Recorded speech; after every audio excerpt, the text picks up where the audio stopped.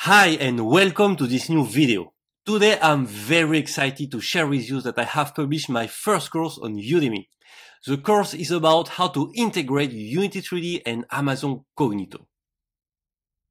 In the first part of the course, we will see how Amazon Cognito can be used as a user directory. We will learn how to create, retrieve and delete users from Unity. I will also show you some advanced features of Cognito such as the hosted UI and the federation endpoints, and how to log into a Cognito user with a Google account. In the second part of the course, we will use Amazon Cognito as an authorization service. We will access Lambda, S3 and DynamoDB from Unity with guest and authenticated users.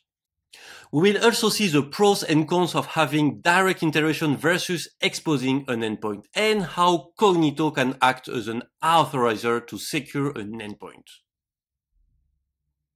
I conceived this course as a practice guide. Beyond learning Cognito concepts and features, I will show you how to write functional C# code in Unity scripts and how to use the AWS console with different Amazon services. You can find the URL of the course in the description of this video. I really hope you will like it and find it useful for your future personal or professional projects.